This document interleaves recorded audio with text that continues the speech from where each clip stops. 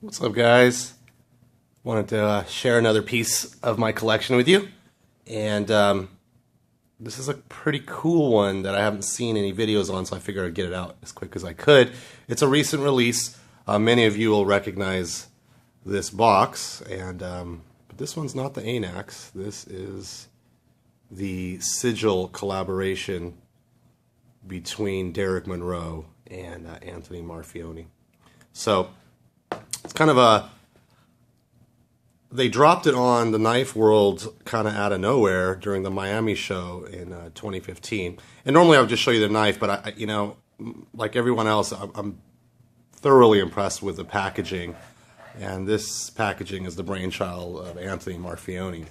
So it comes in this, but also comes with this water-jetted birth certificate. And there's some interesting information on this one particularly.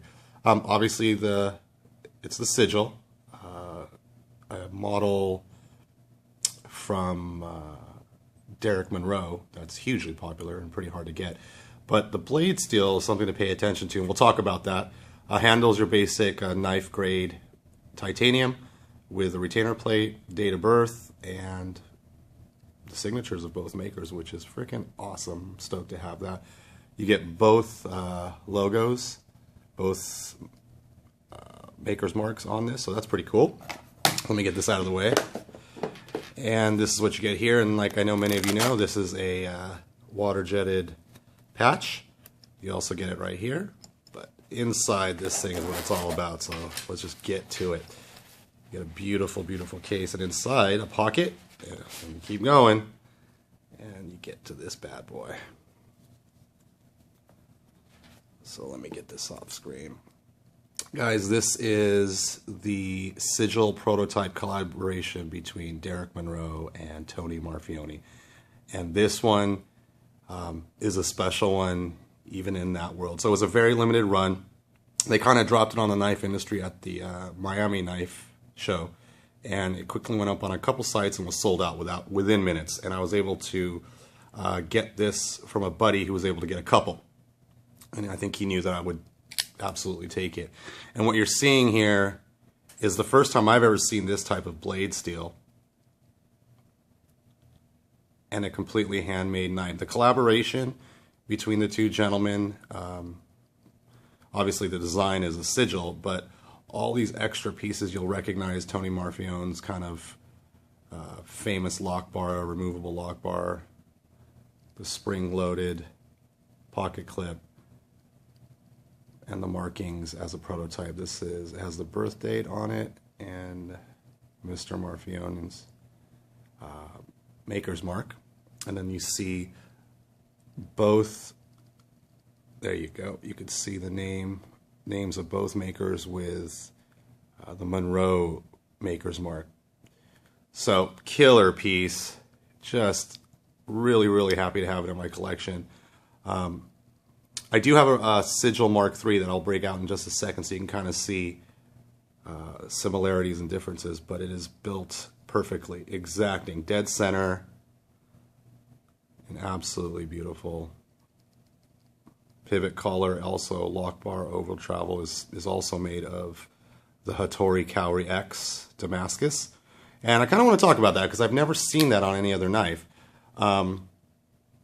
It is made by a gentleman named Ichiro Hattori out of Japan.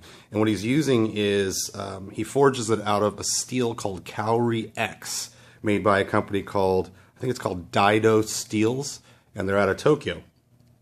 And he does this by hand.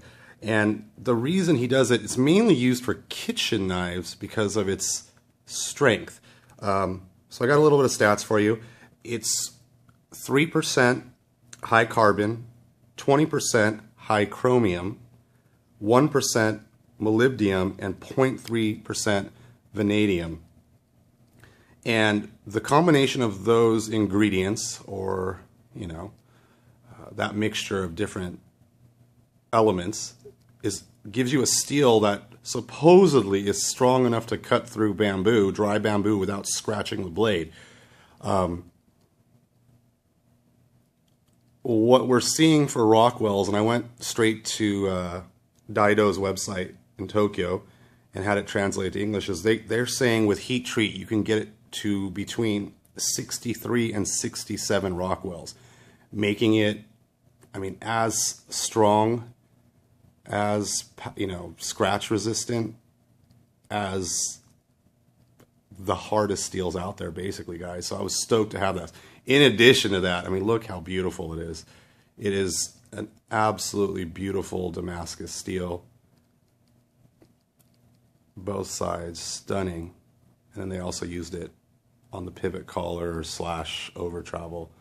You can see the lockup there. Come on. There you go. And then here is just titanium flame anodized, titanium slabs.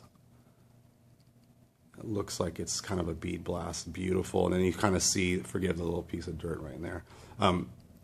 You kind of see Mr. Marfione's custom hardware, which looks awesome, but kind of sucks for taking the knife down. And it's used all over the place. The back spacer, like I showed in the beginning, is out of titanium, flame anodized with a lanyard hole, which is tastefully done. Beautiful, beautiful piece. The action is great. You kind of feel, when you're opening and closing it, you can feel the bumps in the Damascus through the bearings. So, I mean, that's pretty cool. It just shows you there's a lot of texture here when you touch it. However, right here where it stops and it goes into the stainless, because the core is a nickel stainless, it's smooth, so the cutting edge is smooth. It shouldn't hang up. I'm sure if you're cutting heavy, it'll kind of hang up in these lines. But this knife is an EDC knife. It's meant to cut paper and food. You're not going to be doing any heavy duty cutting. Now, the cool part about the sigils is, I mean, obviously the style, but you get a flipper, basically, that handles great. You can open it like a pocket knife, quietly. And you can also flick it. Well, I can't with the tripod in front of me. So you get 3 different ways of opening it, which I love. You get Anthony Marfione's like kind of signature, I can't do it this way, lock bar, where it's removable actually, in case it kind of gets all janky. The lockup is pretty late for my taste. I went ahead and I contacted Microtech, and they responded immediately and told me that that's the way it is. And they sent me actually pictures of other pieces, and it's a pretty late lockup. And they said that, and I didn't know this, but these are actually made by Deryk Munroe. They're actually assembled by him. So I'm sure with his hands on it and Marfione's hands on it, everything was intentional, especially with the limited run of these pieces. So here's the piece. Beautiful, stunning, stunning work. Put it down right here. And my carry today is actually the Sigil Mk. And this one's not anything to cough at either. This is a beautiful example of a sigil. Damasteel blade. Damasteel overstop and pivot collar. There you can see on the pivot Deryk Munroe's custom logo on the pivot, which is sick. You could tell it's a Mark III by the small pocket clip, but it's not recessed like on the prototype. I mean, essentially this prototype down here is basically the Sigil Mark IV, and there's the pocket clip difference. So you can kind of see it.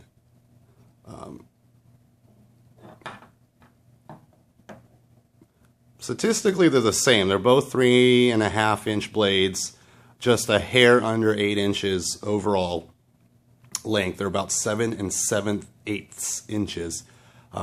Both are the absolute pocket best size for EDC in my opinion. You know, daily I have a lot of knives, and I find myself going to this knife as my EDC over and over. If you follow my Instagram, you'll see tons of pictures of it. Both steels perform excellently. I've stropped this one time since I've owned it. This is relatively new, so I haven't done anything with it. And if you look a little closer, you can kind of see a little bit more of the similarities and differences. Take a look at the pivot screw, the size between the sigil straight out of Munroe's, workbench, and then this is the collaboration. So very similar. I mean, almost exactly the same, but definitely has Tony Marfione's touch there. Flippers are exactly the same. Just a stunning piece. This is a beautiful, beautiful example of a sigil. I don't know if you guys ever wonder what a sigil is. I kind of looked it up before I made the video, and sigil is like a term used in like witchcraft, and it's strange. I'm not going to go too far into it. If you want to, you can kind of look it up online. And the name sigil, kind of whatever, means whatever to me, but it kind of works into the image of Deryk Munroe. It's pretty crazy. This guy's out of Montana. He's been making knives for a long time. Deryk Munroe, I think it started in the 80s, and it's like him, his wife, and his daughter, I believe, run the whole show, so it's a family-run operation. And, he's very kind of quiet. You don't see him in the news too often. He's got a group of followers called the Munroe Militia, which I'm trying to get in. Just owning a knife doesn't get you in on the USN. And he just makes killer pieces. You'll notice that whenever a sigil comes up for sale or for auction, it sells instantly at a very high price. So it's obvious his knives are in high demand, and it's for obvious reason. They are killer pieces. They're milled out on the inside. I don't know if you're going to be able to see that in the video. You probably won't. So they're extremely light, to the point of almost feeling plasticky, but not. They're obviously solid titanium, but they're so light that you put them in your pocket and you don't even realize they're there. Pocket clip is super small. It works well, but it's very, very understated, so it's not flashy in any way. It's just, he makes killer knives. I shouldn't use the word killer, but Deryk Munroe makes a badass knife. Then you get involved with Tony Marfione in a collaboration, and you get this thing, which is ridiculous. I mean, stupid dope. The colors, I mean, rarely do I get responses from pictures on Instagram or videos that I posted on Instagram as much as I got on this. People kind of went bonkers on it, and everybody I show is just kind of blown away by the blade, this kind of tiger striping, even the hardware. I mean, guys, this is just ridiculous. The tolerances, everything is done so perfectly. I'm just stoked to have it in my collection, with especially how limited it is. In the collaboration pieces, they came in all types of finishes, different handles, copper, different blade steels. And this one, I think, is the dressiest one they made. I mean, unless they made one that was all like Mokatai, which I didn't see. The blade steel on this is what kind of sold me on it. And when the opportunity came for me to pick it up, I jumped on it. Kind of funny, I got the call late at night from my buddy, and he's like, if you want it, take it now. And I jumped all over it. Let me get that dust off there. Sorry, but there's a little bit of like towel crap in there. Anyway, so I thought I'd share. Killer piece. I keep saying killer, I shouldn't, sorry. Two makers that both started in the 90s, both make outstanding knives. Actually, both make parts for firearms as well, so I found that interesting.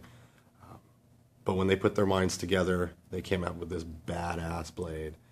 And guys, I'm stoked to have, this is the prototype, I don't know, the prototype collab of a Mark IV, basically. And then this is the Mark III with Damascus steel. So, take a look at them closely together.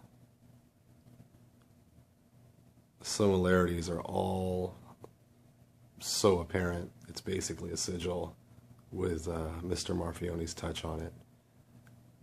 Absolutely stunning pieces, guys. I'm stoked to have them in my collection.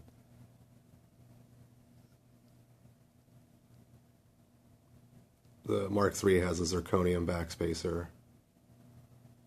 It's beautiful, Beautiful pieces. If you have any questions at all about these or any other videos I've posted, please don't hesitate to ask. If any of the information I provided is incorrect or kind of off, please let me know as well in the comments. Thanks for stopping in and checking out another video.